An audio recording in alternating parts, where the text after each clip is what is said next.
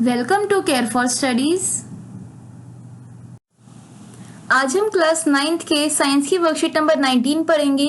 इस वर्कशीट में आज हम पढ़ने वाले हैं the fundamental unit of life की। तो अब स्टार्ट करते हैं। तो ज्ञान जिज्ञासा से पूछता है, जिज्ञासा दीदी, we know that the cell is a basic functional unit of life. कि जो सेल है वो बेसिक फंक्शनल यूनिट है कि सारे जितने भी फंक्शन है हमारी बॉडी के वो सेल ही करता है। But what are life process and how does a cell perform them. पर लाइफ प्रोसेस क्या होते हैं और कैसे ये जो सेल है उन लाइफ प्रोसेस को परफॉर्म करता है। तो जिज्ञासा उसका आंसर करती है, ज्ञान, as you know that all living organisms possess special traits like they grow, excrete, need food, inhale, exhale, etc. तो जैसे कि हमें पता है कि जितने भी लिविंग ऑर्गेनिज्म हैं वो कुछ स्पेशल ट्रेट्स उनके अंदर होते हैं, कुछ स्पेशल फंक्शन उनके होते हैं। जैसे वो ग्रो करते हैं, एक्सक्रीट करते हैं, ठीक है, उनको खाना चाहिए होता है, दे नीड फूड, और वो इनहेल और एक्सहेल भी करते हैं, मतलब सांस लेते हैं और सांस को रिलीज भी करते हैं। तो ये सारे काम उनके होते हैं। All these necessary activities are known as life process. तो ये सारे मतलब ग्रो करना, एक्सक्रीट करना, जो है फूड जो है उसको खाना, देन इनहेल एक्सहेल मतलब रेस्पिरेशन करना, ये सारे लाइफ प्रोसेस होते हैं। These are performed in every living cell by exchange of necessary substances. और ये हर एक लिविंग ऑर्गेनिज्म करता है, हर एक लिविंग सेल करता है, और ये नेसेसरी सब्सटेंस के एक्सचेंज से होता है। जैसे अगर हम देखें इनहेल और एक्सहेल में तो क्या हो रहा है, इसमें हम ऑक्सीजन को लेते हैं और कार्बन डाइऑक्साइड को रिलीज करते हैं। तो हर एक जो लिविंग सेल है वो ये चीज करता है, वो लाइफ प्रोसेसेस जो है वो करता है। Cell has a special component called cell organelles and every organelle perform a specific task. Cell के अंदर कुछ स्पेशल कंपोनेंट होते हैं जिनको हम सेल ऑर्गेनल कहते हैं, जो स्पेसिफिक टास्क करते हैं, ठीक है। हर एक सेल ऑर्गेनल अपना खुद का एक स्पेसिफिक टास्क करता है। अब जैसे अगर माइटोकॉन्ड्रिया है वो एक सेल ऑर्गेनल है, तो उसका काम ये होता है कि वो हमारी बॉडी को जो है वो एनर्जी प्रोवाइड करता है, ठीक है। वो स्टोर हमारा करता है एनर्जी को, पावर हाउस है एनर्जी का, और हमें एनर्जी देता है। तो सेल का जो माइटोकॉन्ड्रिया है उसका यही काम है सेल ऑर्गेनल का, कि वो हमें एनर्जी देता है। तो cell is able to perform all its function because of these organelles. अब ये जो सेल है ये अपने ऑर्गेनल्स की वजह से ही जो है सारे परफॉर्म कर पाते हैं, जितने भी फंक्शन है ये ऑर्गेनल्स की वजह से ही सेल कर पाता है। Every cell has plasma membrane, nucleus and cytoplasm. तो हर एक सेल में तीन चीजें होती हैं। पहला है प्लाज्मा मेम्ब्रेन, जिसको हम सेल मेम्ब्रेन भी कहते हैं। उसके अलावा हर एक सेल के अंदर न्यूक्लियस होता है और साइटोप्लाज्म होता है। These help the cell to perform various activities, और ये सेल को मदद करते हैं कि वो काफी सारे जो काम है वो कर पाए। अब ज्ञान पूछता है, दीदी, व्हाट इज प्लाज्मा या फिर cell membrane and what is its function. की प्लाज्मा या फिर सेल मेम्ब्रेन क्या होता है और उसका फंक्शन क्या है। तो ज्ञान, this is the outermost covering of the cell. तो जो प्लाज्मा मेम्ब्रेन है या फिर जो सेल मेम्ब्रेन है ये आउटर मोस्ट कवरिंग होती है सेल की। The plasma membrane allows the entry and exit of some necessary materials in and out of the cell.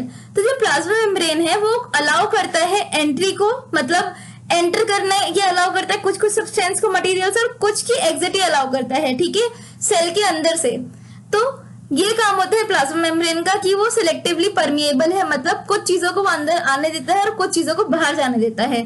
Only certain materials can pass through it, therefore called selectively permeable membrane.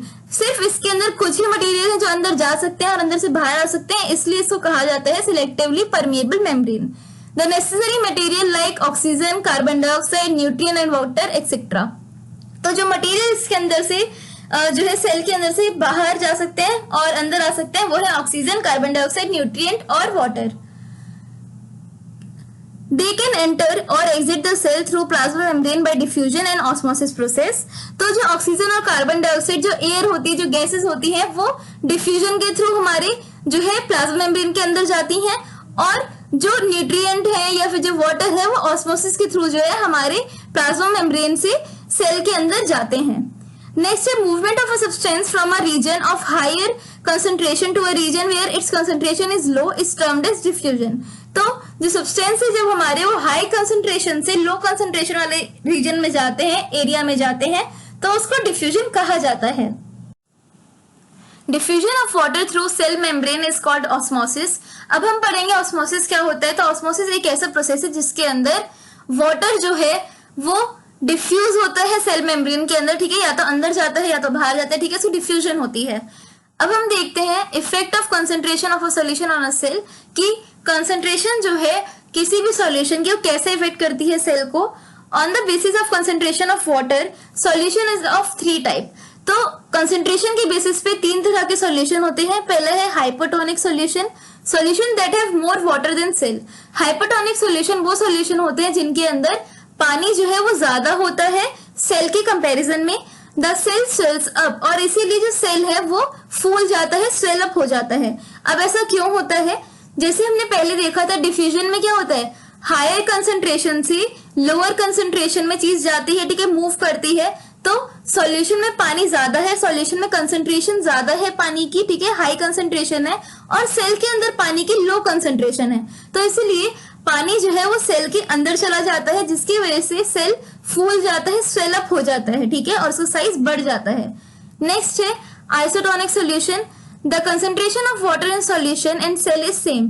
तो इसके अंदर बाहर और अंदर, ठीक है, जो पानी की कंसेंट्रेशन है सॉल्यूशन में और सेल में दोनों में सेम होती है, इक्वल होती है, इसलिए नो चेंज इन शेप, इसलिए शेप में कोई भी चेंज नहीं आता है क्योंकि दोनों में जो कंसेंट्रेशन है वो सेम है, इक्वल है।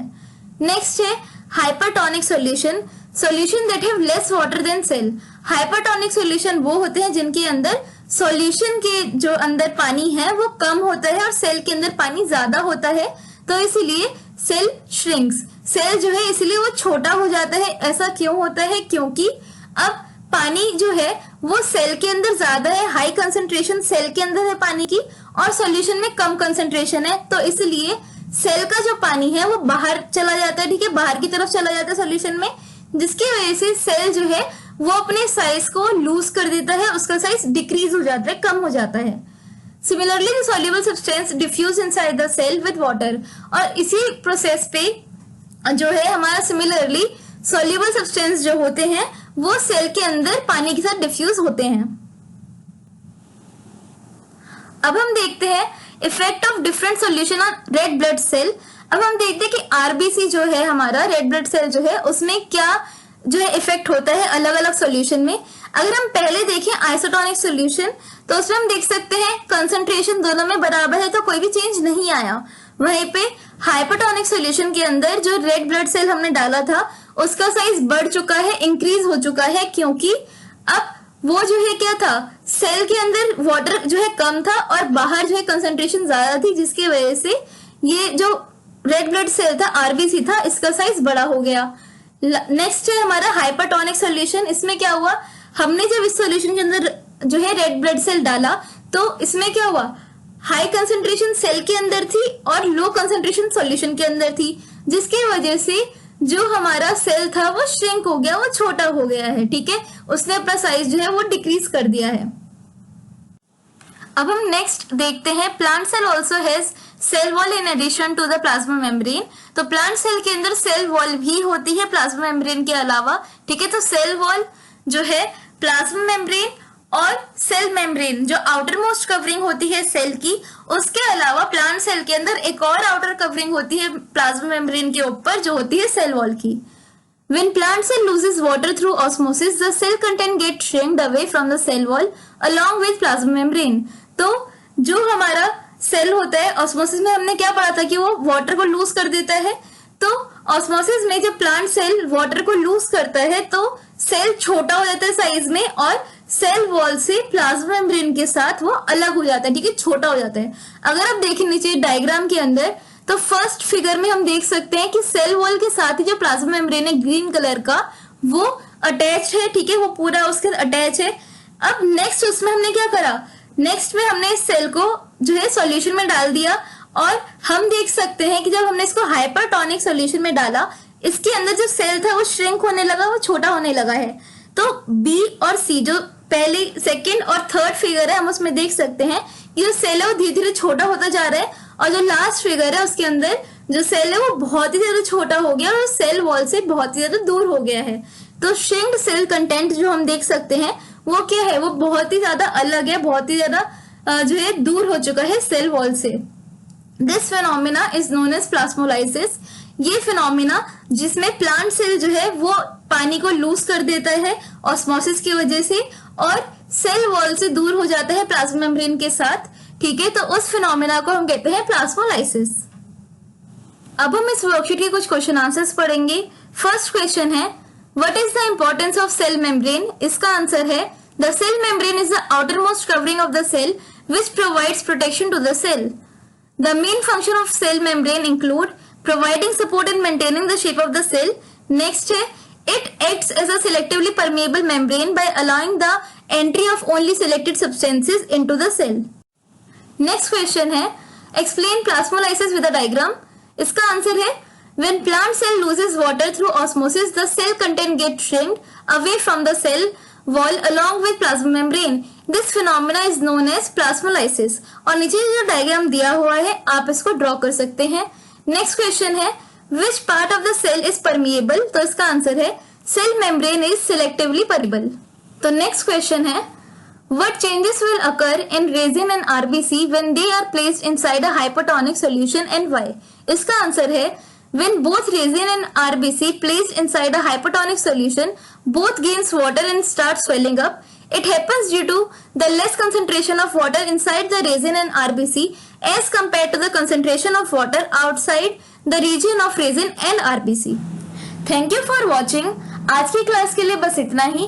अगर आपको ये वीडियो पसंद आया हो तो आप इसे लाइक करिए, अपने फ्रेंड्स के साथ इसको शेयर करिए और अगर आपने हमारे चैनल को अभी तक सब्सक्राइब नहीं करा है तो हमारे चैनल को आप सब्सक्राइब करिए and hit the bell icon ताकि जब भी हम कोई नई वीडियो डालें तो आपको उसका नोटिफिकेशन सबसे पहले मिले. आप अपने डाउट, सजेशंस और अगर आपको किसी भी टॉपिक पे वीडियो चाहिए तो आप हमें कमेंट करके बता सकते हैं.